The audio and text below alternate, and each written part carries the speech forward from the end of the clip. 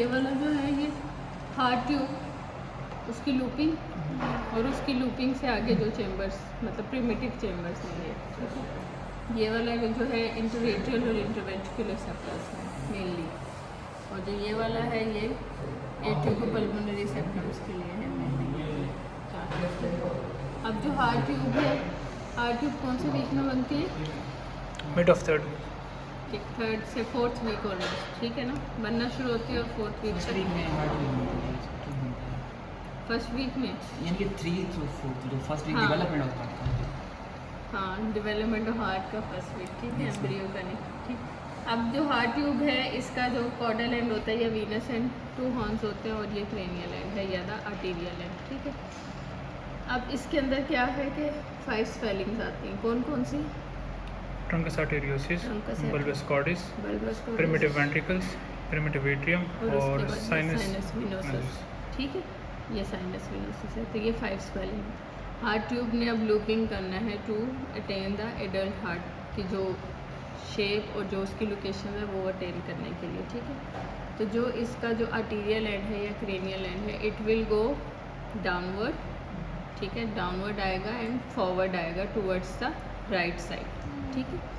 और जो इसका कॉर्डल एंड है it will go upward and dorsally towards the left side, ठीक है। इसको पोस्टर सुपीरियरली भी कह सकते हैं, क्रेनियो डॉर्सली भी कह सकते हैं, ठीक है। और ये कैसे आ रहा है, ये वेंट्रो इन्फीरियरली या एंटीरो इन्फीरियरली, ठीक है, एक ही बात है ना, ठीक है। ये वेंट्रो कॉर्डियली भी कह सकते हैं, ये राइट साइड पे और ये लेफ्ट साइड पे। ये जब लूपिंग, अब ये लूपिंग स्टार्ट हो रही है, ठीक है, यहाँ पे लूपिंग मज़ीद लूपिंग हो रही है, ठीक है। तो इस तरह से क्या होता है, primitive atrium behind the outflow के बिहाइंड आ जाते हैं, ठीक है ना। आउटफ्लो ये था ना truncus arteriosus and the conus cordis, तो इसके बिहाइंड आ जाते हैं, तो ये प्रिमिटिव एट्रियम है। इनिशियली जो होते हैं atrias and sinus venosus outside the pericardial cavity होते हैं। तो with the passage of time looping से क्या होता है, ये इनसाइड आते हैं कैविटी के और उसके बाद ही बिहाइंड आ जाते हैं द आउटफ्लो ट्रैक,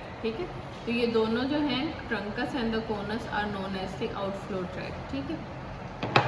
अब जो प्रिमिटिव एट्रियम है उसमें दोनों एट्रियस देने हैं, राइट भी और लेफ्ट भी, ठीक है। While the primitive ventricle will give mostly the left ventricle. Right ventricle कहाँ से आता है? Bulbs cordis. बल्बस कॉर्डिस के प्रॉक्सिमल पोर्शन से, ठीक है ना। बल्बस कॉर्डिस के आगे 3 पोर्शन है, proximal, middle and the distal, ठीक है। अब उसके बाद आ जाता है हमारे पास, अब ये लूपिंग कंप्लीट हो गई है, ठीक है। तो अब ये देखो ये आउटफ्लो ट्रैक है जिसमें आगे ये सेप्टास अपीयर होंगे जिसको हम कहते हैं एओर्टिकोपल्मोनरी या कोनोट्रंकल सेप्टास। तो इसके अंदर अब इसको कट करके दिखाया हुआ, जब ये अपीयर होंगे तो इसको 2 में डिवाइड कर देंगे, ठीक है ना, एओर्टा में और पल्मोनरी ट्रंक में, ठीक है। तो वो इसके अंदर अपीयर होंगे। और ये जो एट्रिया है प्रिमिटिव एट्रियम, इसके अंदर एक सेप्टम होगा जो इसको 2 में डिवाइड कर देगा। और जो ये प्रिमिटिव वेंट्रिकल है और यहाँ से ये देखो कलर डिफ्रेंशिएट किया हुआ है बल्बस कॉर्डिस का प्रॉक्सिमल पोर्शन, इनके बीच में सेप्टम क्रिएट होगा जो कि इधर 2 वेंट्रिकल्स बना देगा, क्रिएट कर देगा, ठीक है। अब जो इंटरएट्रियल सेप्टम है वो कैसे बनता है, रूफ से सेल्स ग्रो करके आ रहे हैं डाउनवर्ड और सेप्टम क्रिएट हो रहे हैं, ठीक है। इंटरवेंट्रिकुलर सेप्टम वो कैसे ग्रो करता है, by the expansion of cavities a rich creates in between this cavities, ठीक है। दोनों का पाथवे डिफरेंट है। इंटरएट्रियल में क्या है कि सेल्स ग्रो कर रहे हैं, डिप डाउन हो रहे हैं, तो सेप्टम क्रिएट हो रहा है। इंटरवेंट्रिकुलर में क्या है कि कैविटी ग्रो कर रही है और रिच इलोंगेट हो रही है, ठीक है। तो in this way interventricular is growing.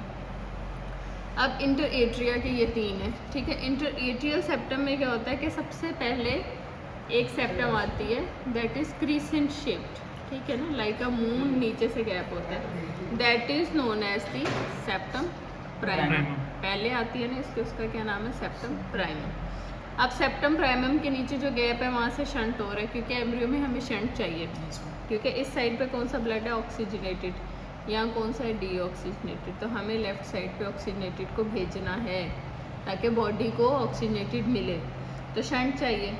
अब क्या होता है कि ये क्या है, फ्यूज एंडोकार्डियल कुशंस, जो ये रेड कलर के हैं। तो फ्यूज एंडोकार्डियल कुशंस जब फ्यूज़ हो जाते हैं ऊपर को भी ग्रोथ देते हैं, नीचे को भी ग्रोथ देते हैं, ठीक है। तो the superior growth from the fused endocardial cushion will soon fill this gap.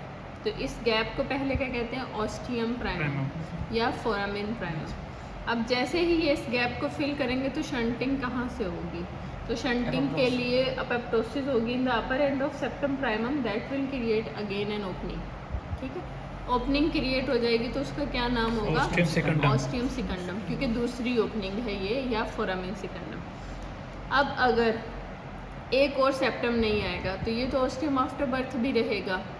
After birth तो हमें शंटिंग नहीं चाहिए, क्योंकि आफ्टर बर्थ क्या होगा, डीऑक्सीजनेटेड ऑक्सीजनेटेड, तो डीऑक्सीजनेटेड जाके ऑक्सीजनेटेड की सेचुरेशन ख़राब करेगा। तो आफ्टर बर्थ ही ओपनिंग नहीं चाहिए, तो उसके लिए अल्लाह ताला ने एक और सेप्टम भेजी, दैट इज़ द सेप्टम सेकंडम, ये येलो वाली, ठीक है। अब सेप्टम सेकंडम आई और यहाँ से सेप्टम प्राइमम नीचे से पड़ी हुई है, ठीक है। तो both these septas function like a flap valve, ठीक है। ये ऊपर से आई हुई है और ये नीचे से है, ठीक है। तो क्या होता है कि जब यहाँ से ब्लड यूँ जा रहा है तो ये फ्लैप यूँ ओपन होता है, ठीक है। तो शंटिंग हो रही है before birth from right to the left side. After birth pressure इस साइड पे जाता है, ठीक है। तो ये जो फ्लैप है प्रेशर की वजह से इस सेप्टम के साथ जुड़ जाता है, ठीक है। जब वो जुड़ा रहता है 3 से 4 दिन, हफ्ता आफ्टर बर्थ, तो क्या होता है कि फाइब्रोब्लास्ट और कनेक्टिव टिश्यू के सेल्स आके उसको परमानेंटली अटैच कर देते हैं, ठीक है। पहले फंक्शनल क्लोजिंग कहते हैं, फिर उसे एनाटॉमी, ठीक है। तो वो उसकी परमानेंट क्लोजिंग हो जाती है जब कनेक्टिव टिश्यू आके उसको हील कर देते हैं, ठीक है। तो ये जो ओब्लीक वेल्व था जो कि एक्शन कर रहा था शंटिंग का from right to left, after birth due to the change of pressure वो क्लोज हो जाता है, ठीक है। तो ये जो फोसा क्रिएट हो जाता है नीचे उस वेल्व की जगह पे, दैट इज फोरामिन वेल्व, ठीक है।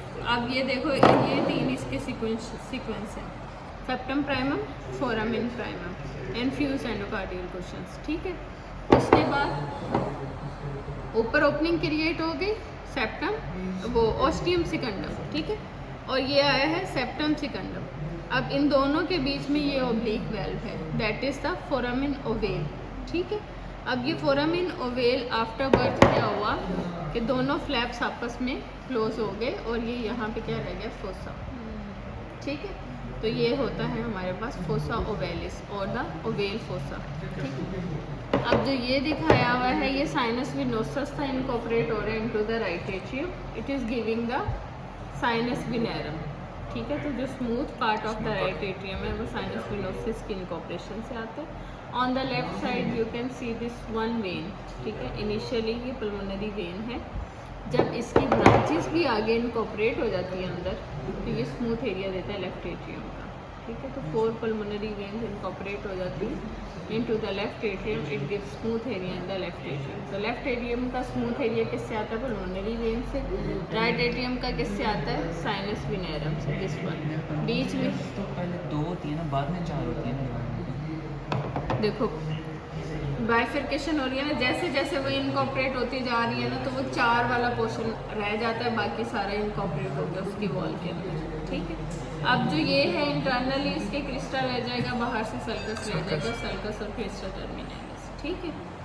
अब उसके बाद इसी में देखो आप, तो नीचे वेंट्रिकल्स ग्रो करें, रिज क्रिएट हो रही है, it will give rise the muscular part of the interventricular septum, ठीक है। अब ये रिच क्रिएट हो रही है, ऊपर से फ्यूज्ड एंडोकार्डियल कुशन ऊपर को भी ग्रो किया और नीचे को भी ग्रो करे, it will complete the interventricular septum.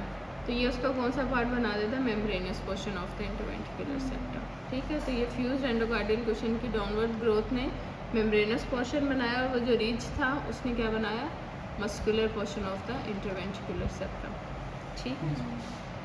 तो ये दोनों ये सेप्टा हो गए। उसके बाद जो ये वाले 4 मॉडल्स हैं ये एओर्टिको बल्बोनरी सेप्टम शो करें, जो ट्रंकस आर्टेरियोरिस और बल्बस कॉर्डिस का डिस्टल पोर्शन था जिसने आउटफ्लो ट्रैक बनाना था, उसके बीच में 2 रिचेस आते हैं, ठीक है। One from the right side, one from the left side. Right को जो है वो क्रेनियल और सुपीरियर रिच भी कहते हैं, इसको लेफ्ट इन्फीरियर रिच भी कहते हैं, इन्हें कोनो ट्रंकल रिजेस भी कहते हैं, इन्हें एओर्टिको बल्बोनरी रिजेस भी कहते हैं, ठीक है।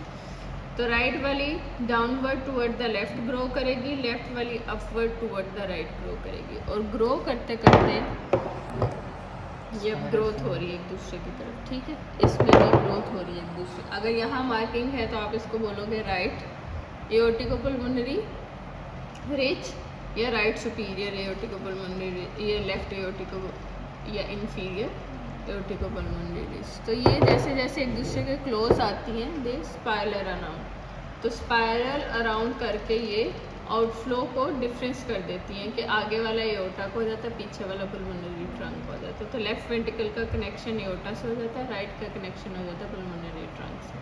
तो इस तरह से इसको अगर ये रिजेस इक्वल डिस्टेंस पे नहीं आएंगे तो क्या होगा, एक चैनल नैरो हो जाएगा, एक चैनल वाइड हो जाएगा। तो ये किस में होता जाता है, टॉफ में पल्मोनरी स्टीनोसिस हो जाती है और एओर्टा ओवरराइड करके राइट वेंट्रिकल के ऊपर आ रहा होता है, ठीक है, क्योंकि वो वाइड हो जाता है। मैम ट्रांसपोजिशन ऑफ एसेस भी तो होगी ना? अगर ऑपोजिट Form हो स्पायरलिंग हो जाएगी तो ट्रांसपोजिशन होगी, और अगर डिस्टेंस इक्वल नहीं रहा तो लाइक क्रॉस होगी। और या अगर anterior सेप्टस बनेगी नहीं तो फिर